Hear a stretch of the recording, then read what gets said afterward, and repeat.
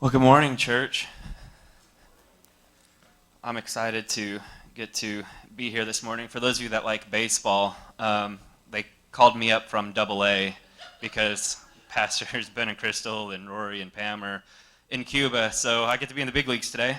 Excited about that. Um, yeah, yeah. Before I get started, I know Pastor Ben was talking about miracles last week. Oh, there you are, Leo. We were looking for you. Um, we He was talking about miracles last week, and I'm going to share with you just a miracle that we got to experience over the weekend. Friday night, Karen and I and the girls went over to my parents to grill hamburgers and swim, and my dad's out in his shop doing what he does in the shop, and my mom and Kara were in the kitchen, and so I start to get the grill ready, open the propane, and turn on the burners and press the ignition button, and all of a sudden the hair on my feet just disappear. And so I look down, and there's a big flame coming out of the propane tank and underneath the grill. And so I start freaking out and running as fast as I can to my dad's shop because I know there's a fire extinguisher in there. Pops, where's the extinguisher? So, what? He's just pointing. I'm like, Dad, you got literally 10 billion things in your shop. Saying over there is not going to help me. So he pokes his head around. He sees the fire. Now he's motivated to grab the fire extinguisher and run. And so as he's running, he's pulling the pin and the clip and everything. We get the fire put out. So miracle, propane tank did not explode. That was a huge thing. Second miracle, I saw a 65-year-old man run. So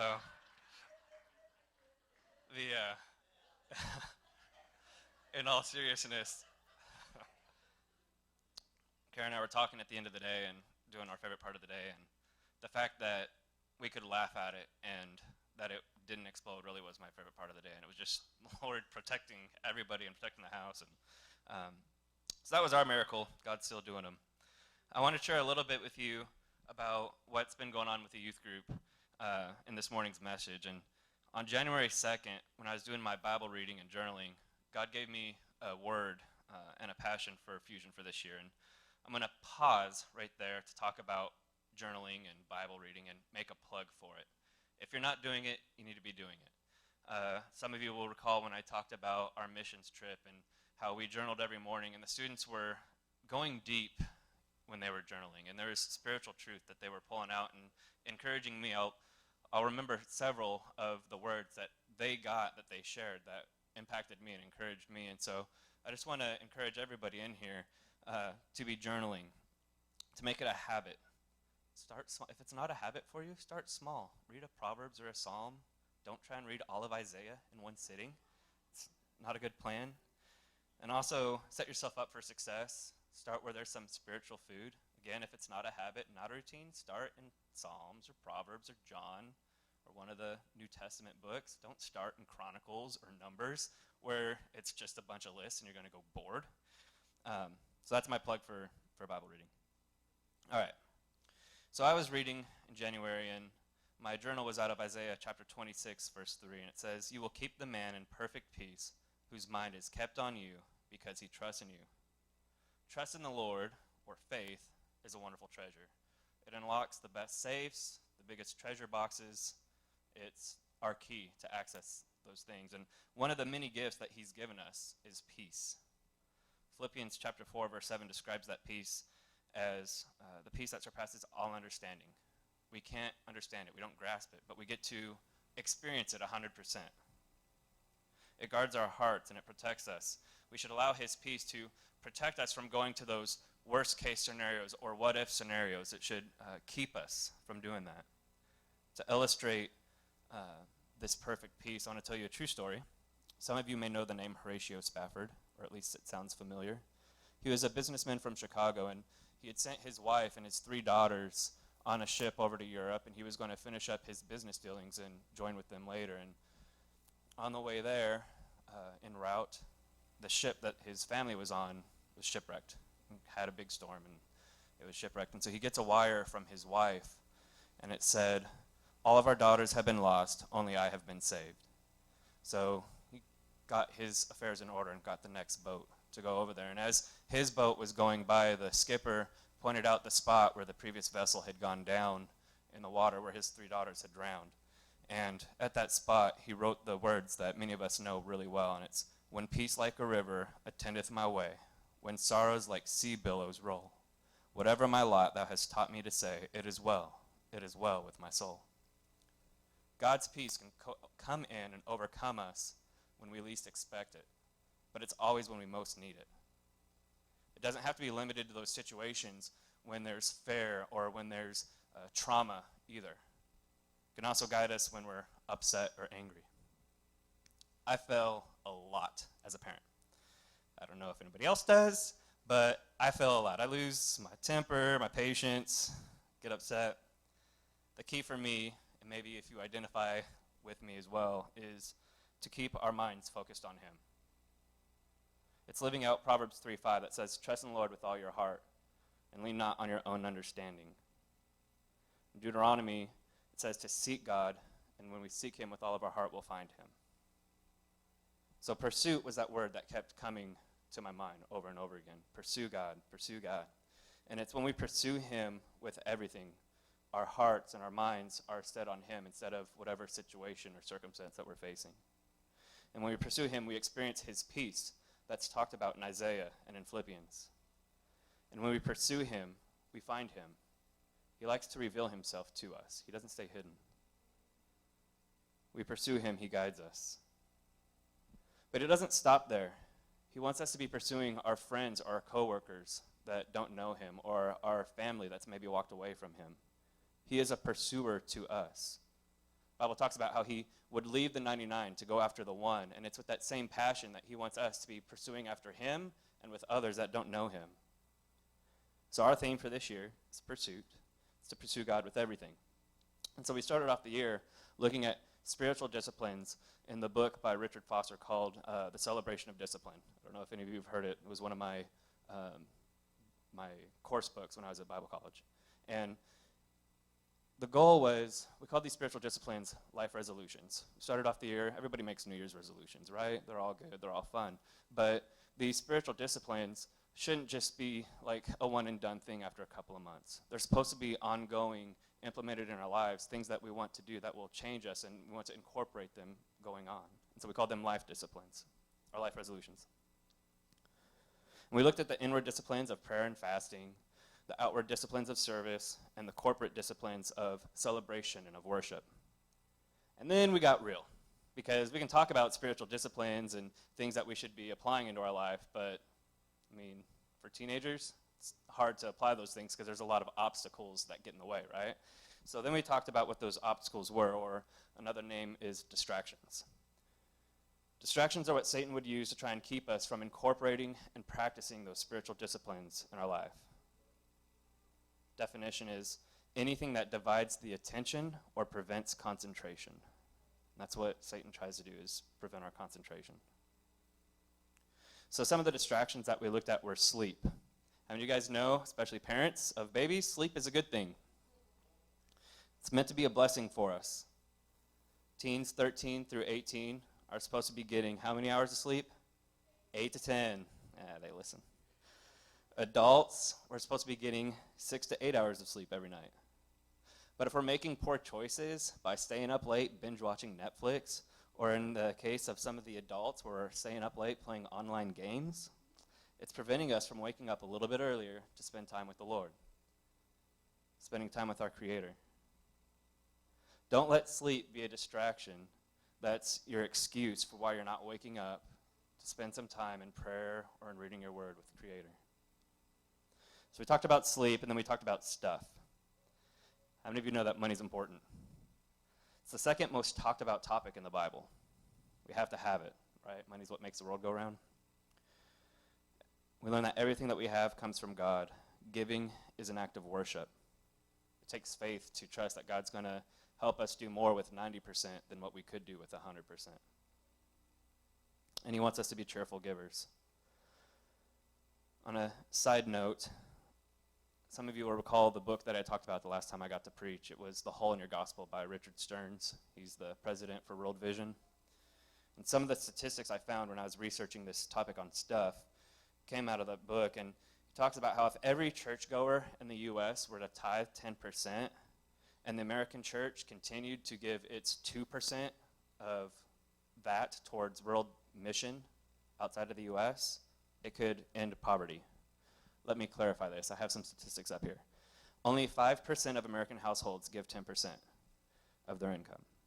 9% of born-again Christians and a quarter of evangelical Christians tithe. In 2005, this is the statistic that opens my eyes. In 2005, the American churchgoer gave 2.5% in tithe. But during the Great Depression, it was 3.3%. Another reason why they're called the greatest generation. Second, our 2% of the money that's given is what goes towards overseas mission, as I said earlier. So if we're giving 2% of our tithes, and 2% of that is what's going towards overseas missions help, it comes out to 6 cents a day per person. So here's the eye-opening part. I'm not talking about giving and tithes, don't worry. This is just a side note. If the American church were to give the remaining 7.5% to actually be 10% tithe, it would equate to $168 billion a year. Estimates say that it would only take $65 billion to end world poverty, 40% of the number that we could raise. To provide primary education is $6 billion. Clean water to the rest of the world is $9 billion. And to provide basic health care and nutrition would be $13 billion. It's amazing what could happen. My rant's over. But with that, we learn that money is important. And what we do with it is important, and it matters. We should be good stewards with what God has entrusted us with. So we've talked about sleep, we talked about stuff, and then we talked about substances.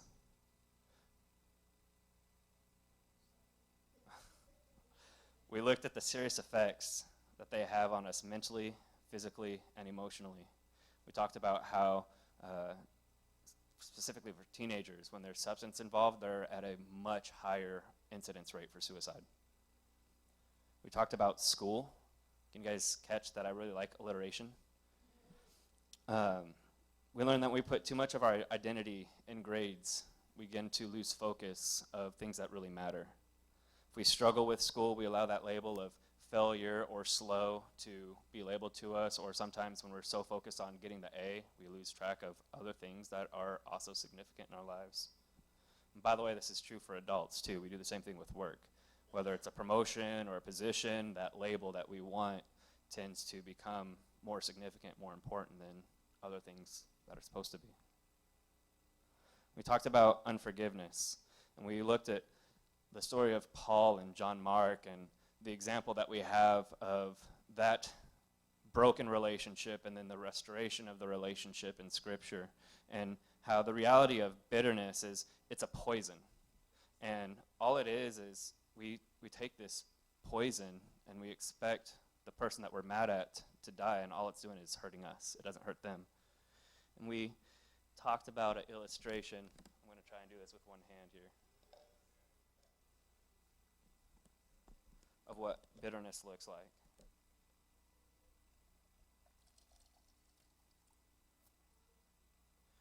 So this is all like love and encouragement and good things, right?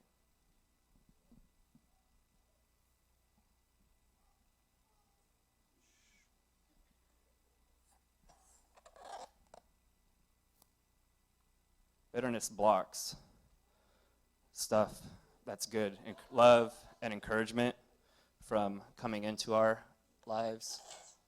It prevents love and encouragement and other good qualities from being spoken into us and poured into us, but at the same time, it also prevents us from being useful. It prevents us from being able to give love and encouragement and other things out of us, and that's what bitterness does. And so we talked about the importance of forgiveness. And then the last thing that we had talked about was influences. And this is what I want to talk with you guys this morning as well. So why do I recap the last 6 months of messages for you guys this morning?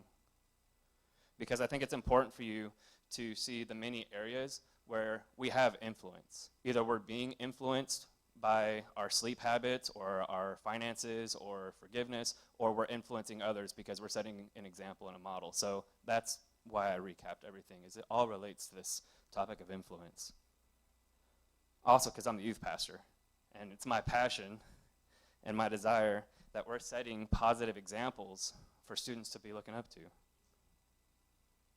Moment of transparency. I really wrestled with this topic when they asked me to speak, and I had the, hey, this is what you need to talk on in my heart. I thought, Lord, don't I need something more adulty? Like, this is great for teenagers, but this is big church. And I was really like, I don't feel like this is okay. And I was reading on Wednesday, and God revealed to me again the importance of this topic. And in Ezra chapter 10, verse 11, it says, "Now therefore make confession to the Lord God of your fathers, and to do his will. Separate yourselves from the people of the land and from your pagan wives." There's a joke there, I'm not going to say it. In chapters 9 and 10, Ezra is putting everybody on notice because they had taken foreign wives and were being unfaithful to Yahweh. So soon after the captivity, the whole reason why they went into captivity is because they were unfaithful to Yahweh, and here they are, they're coming back to Jerusalem, and they're starting the same practices all over again. Being corrupted by influence is an important issue to God. Yeah, it's the Old Testament. It's before Christ and grace go into the nations. But the truth of keeping ourselves pure and undefiled is still applicable, and it comes through with a strong voice in this verse. Ezra said it to separate yourselves from the people of the land. And Paul talked a lot about sanctification, being set apart. And both of these have this concept of not being influenced by those that are around you. The message about going to the nations is going to come from Leo at a later time. He's our evangelist. What is an influence? It's the capacity to have an effect on the character, the development, or the behavior of someone or something. We all have an influence on someone's life. To either be helping and encouraging someone to grow in their spiritual disciplines, helping them overcome the obstacles that are preventing them from walking in those disciplines. We should be pursuing God with everything that we have and pointing others to be doing the same. So who or what influences us? We're all influenced by someone or something. I don't think I have to sell you on that. There's something inside humanity that we're born with, that we are born looking up to people. My babies, my kids, have all tried mimicking me or their siblings. Bethany still does it. It's hysterical. Mimics the sounds. As a young boy, I remember spending hours at the community basketball court shooting buzzer beater jump shots like Michael Jordan. I wanted to be Michael Jordan. Influences in our lives are like a rock that get thrown into the lake and have ripples effects. So I'm going to share a story time.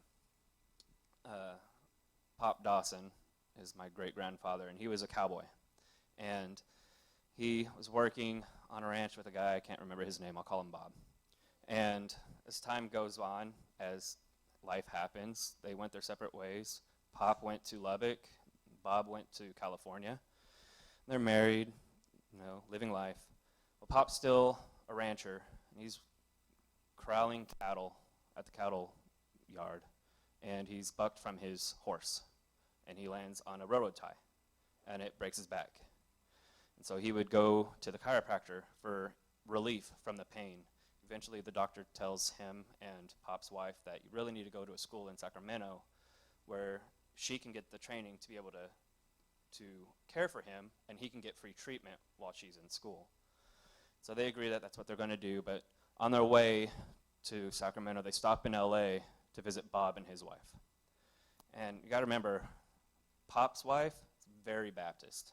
It's important for this story. So they go to LA, and Bob and his wife, hey, we're going to go to Angelus Temple. You got to come hear this lady speak.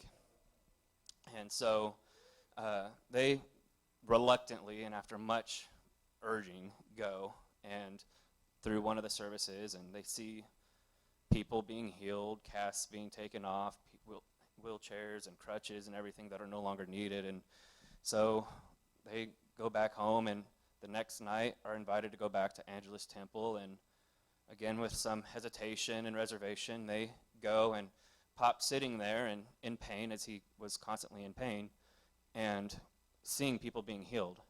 And he thought, I would be crazy to not go up there and ask for healing.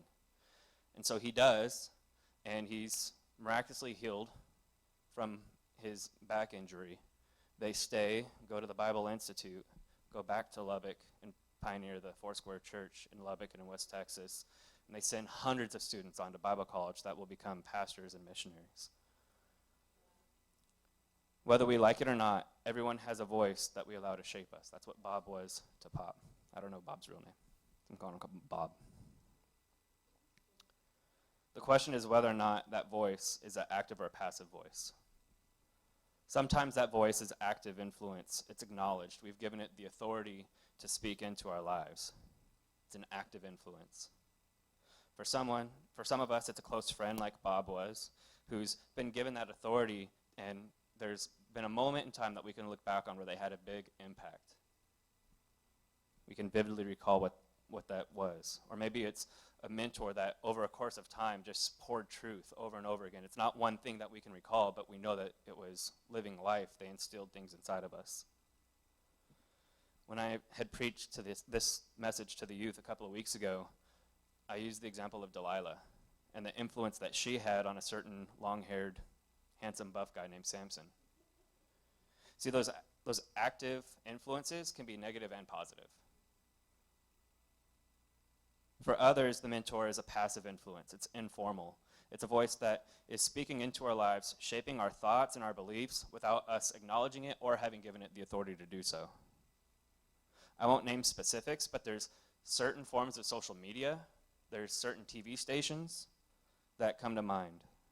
Other non-personal influences such as music, books, and movies are representative of this passive influence that we allow. What we give attention to and what we allow to come inside of our ears and our eyes, they're penetrating us. They're shaping us. Whether we acknowledge it or not, it has an effect. So we have to identify and acknowledge what those passive influences are. And maybe we should be reevaluating if they should be influencing us. We've all learned that groups can influence us. Negatively, when Moses went up onto the mountain for 40 days, the people start tripping out. Aaron, your brother's dead. He's been gone for way too long. We need you to do something. We need you to make us a God that we can see and touch because we're stuck out here away from Egypt. We're out in this desert now. And we all know what Aaron does. I just threw this stuff in and out came a calf. I don't know. Aaron was influenced by the group of people who were overcome with fear. And that's why it's so important that we're careful who we surround ourselves with. Positively, groups can influence us. Fusion, who in the Bible took a stand to not allow culture to influence what they did? Who? Mishael, Azariah, and Hananiah. That's right. Proverbs 27:17 says, as iron sharpens iron, so a man sharpens the countenance of his friends. Again, I'm going to say this, who we surround ourselves with makes a difference when it comes to influence. We need to be proactive in who and what we allow to influence us and to speak into our lives. Is this an important issue? Your answer to that question is an important one. So that's what influences us. Next is, how do we influence others? There's a story about Harry Winston, the diamond merchant, and how there was a Dutch collector who was looking for a really specific and kind of a unique diamond. And so Harry Winston had sent him an invitation to come to his New York store and said, I think I have something that might interest you. Comes, gets them all set up. He puts his best salesperson in front of the Dutch guy. The guy goes through his spiel, talks about cut, clarity, everything about the diamond. The Dutch guy says, it is beautiful, but I'm going to pass. And Harry Winston catches him before he leaves the store and says, can I have 5 minutes to try and sell you on this? The guy says, I already said no, but I'm here in the U.S., so might as well. So Harry Winston talks about the beauty of this diamond and the different places that his wife could wear it and show it off, and just goes over into detail, not about the cut and the clarity, but other parts of the diamond, other aspects of the diamond, and its functionality. Guy eventually buys it from Harry Winston's pitch. So while it's being polished and packaged, he asks, how come I bought it from you but not from your salesman? Harry Winston says, he's my top salesman. I pay him the highest salary because he knows more about diamonds than I do. But there's one thing that he doesn't have that I do, and I wish I could put it in him, but I can't. And that's a love for diamonds. It's a passion for diamonds. People are going to be persuaded by the depths of your beliefs and your emotions, not by logic and argument. We have to be intentional and active with our influence. We need to be obeying God, looking for opportunities to help and interact with people. As Crystal talks about the AAA plan, acknowledge a situation, ask God what to do, and take action. Like the diamond story, if we're passionate in our faith, it's going to be evident by the way that we interact with others. It's going to come out of us. With the goal being to love others, it takes all the pressure off of winning them to salvation. Like, that's so much of the pitch, right? Oh, love people, love them to salvation. Got to share Jesus with them. No, loving people is loving people. It's the job of the Holy Spirit to convict people into salvation, not ours. And that should relieve a lot of the pressure of engaging with people that we don't know. Invite a young couple over to your house for a meal or to go to lunch. Speaking as one of them, I would love the opportunity to come to your house for a meal. Not for the food, but because a lot of you have already raised your kids, and we need your experience on the situations we face. We need your encouragement on the daily challenges we face. Be pouring into young people. So love God. The second one is to live above reproach. What does that mean? It's kind of a weird saying. 1 Peter chapter 2, verse 9 says, you are a chosen generation, a royal priesthood, a holy nation, his own special people, that you may proclaim the praises of him who called you out of darkness and into his marvelous light. It's supposed to be living at a higher standard. We're being watched. Whether we like it or not, it's scary to me to hear my children say things or do things that they've seen me, some of the students, or what's worse, even on television. They're watching. They're constantly watching. Whether it's fair or not, we're supposed to be an example. Timothy was a teenager, and Paul told him, set an example for the adults too. Don't just be an example. Set an example for the adults to follow. Students, the kids are looking up to you. I've already talked to you guys about this, I know. But people are watching you, so set an example. Set a good example. Adults, I'm looking up to you. We need good influences. The students do, the young parents in this room do. So be an example for us. I have a memory from when I was a young kid. I was probably 7 or 8, and the way that our house was, I had to walk from my bedroom through a hallway that opened up to the kitchen before I got to the restroom. It was the middle of the night, and I had to go to the bathroom. And I remember walking by and seeing my dad reading his Living Bible at 3:30 in the morning before he was going to work. It made an impact for me. I'll never forget that moment. It imparted the importance of reading the Bible. You never know when someone is going to be watching you. So love others, live above reproach. And the third one was to love God and love people. These are the two greatest commandments. Matthew says you shall love the Lord your God with all your heart, with all your soul, with all your mind. It's the first and greatest commandment, and the second is like it. You shall love your neighbor as yourself. On these two commandments hang the law and the prophets. When we're being active and intentional, and we're living above reproach, that's the natural byproduct of this. The natural byproduct of that is going to be loving others. It's going to be evident in our lifestyles. Loving on the people that we come into contact with. Where we looked in the, I don't know if it's labeled as A, B, or C up there. It is in my notes. When we looked at the first one about obeying God and being active and intentional, this one is a little bit, that's more structured, right? Takes structured to be intentional. I think loving God and loving people is just living it out. It's unstructured. It's that passive influence that we had talked about. And if we're living a life that shows love for God, then it should follow that we're living above reproach. There's two Bible stories that I want to talk about that illustrate the importance of influence, and the need for us to be actively looking for positive influences and ways to be influencing others. So Rehoboam, some of you may know that name, some of you don't. He was the son of King Solomon who would take over the throne. And as he was beginning his dynasty, the older men who were advisors to King Solomon came to him and they said, hey, if you will speak kindly to the people, you'll win their hearts and they'll be faithful to you forever. Seems like pretty good advice, right? Like if you're kind of guys, they'll follow you and be faithful to you. Side note, Proverbs 16:31 says that white hair is a sign of a man who can usually give good advice. So we have wisdom that's gained that older people have because they have more life experience. So white hair equals older people, older age equals wisdom. But Rehoboam, I'm not throwing darts, guys, just speaking truth. But Rehoboam asked his friends for their advice on the issue. And his friends tell him to be harsh. Draw a line at the beginning of your kingship that you're not going to be messed with or trifled with. Proverbs 15:1 has a verse about that too. It says, a harsh word stirs up wrath, but a kind word turns away anger. Not exactly a soft or a kind word. So which of these two was a good influence? The first one, right? The older guys. And which one was the bad influence? The younger guys. It's important that we make sure that who we're surrounding ourselves with are people that have wisdom to help us make good choices.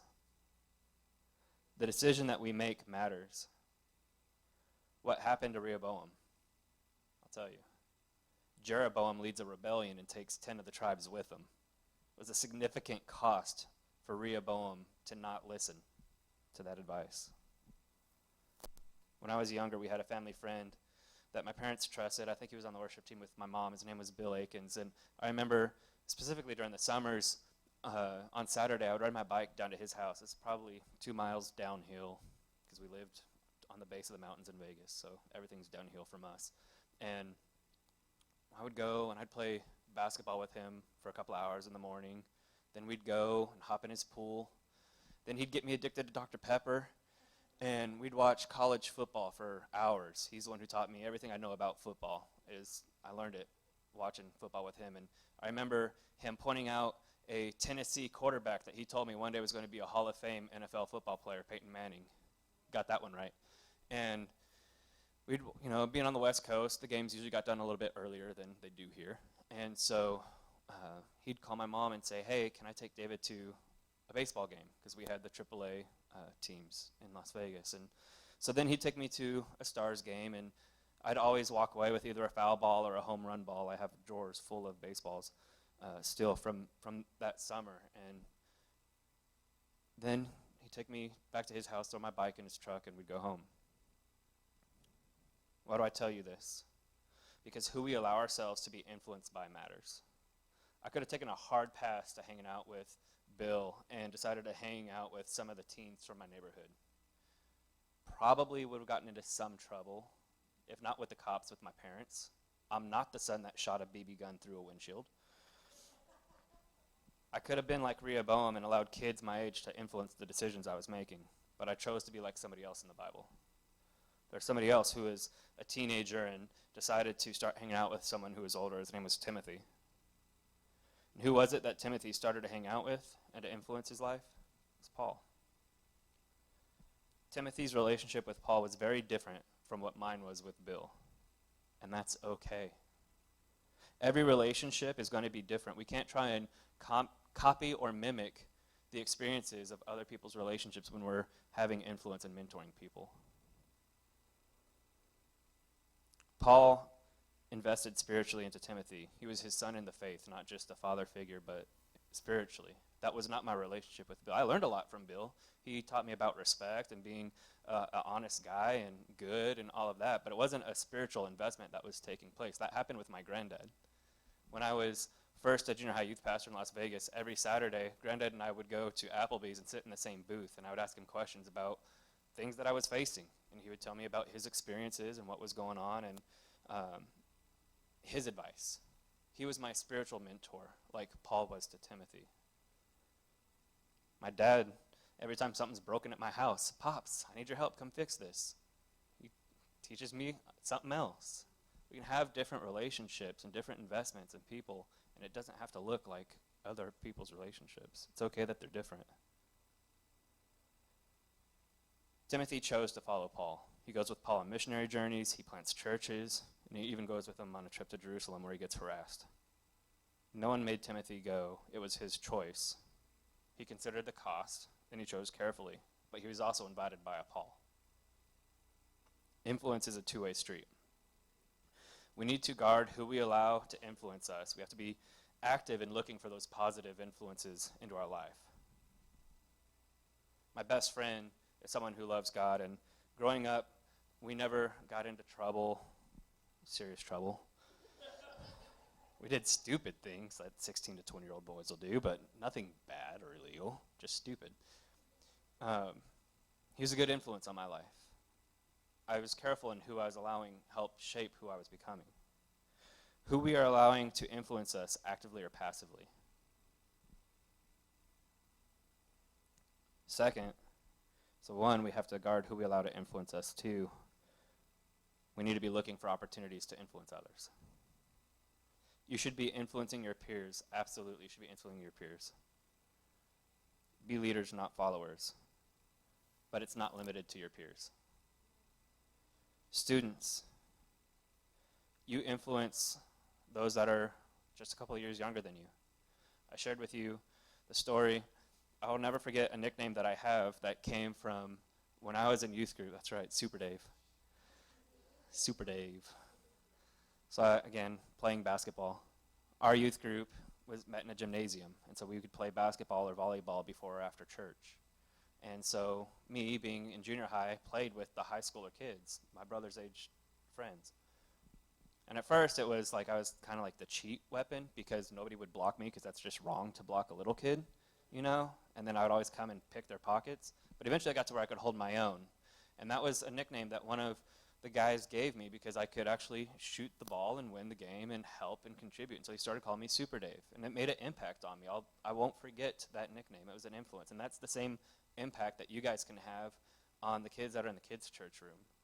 Just something small and insignificant to you will impact them for the rest of their lives.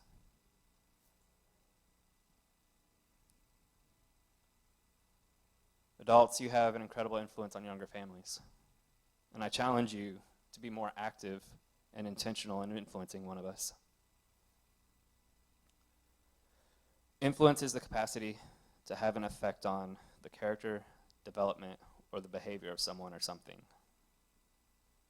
So I'll wrap it up. Who is influencing your character, your behavior? And is that influence good or bad? What character or whose character and whose behavior are you helping to influence? 1 Peter 2:9, you are not like that, for you are a chosen people. You are royal priests, a holy nation. You are God's very own possession. And here's the part that really, I would underline it, bold it, and make it flash if I could. As a result, you can show others the goodness of God. Show others the goodness of God. Influence others. For he's called you out of darkness and into his wonderful light. Lord, I thank you for this word. I thank you for this time that we've got to be together, Lord, where we entered your presence in worship. And Lord, I pray that we would be more observant in the influences that we have in our lives, whether they're active or passive, that we would identify what's coming in. And Lord, I do pray that we would be intentional to influence others.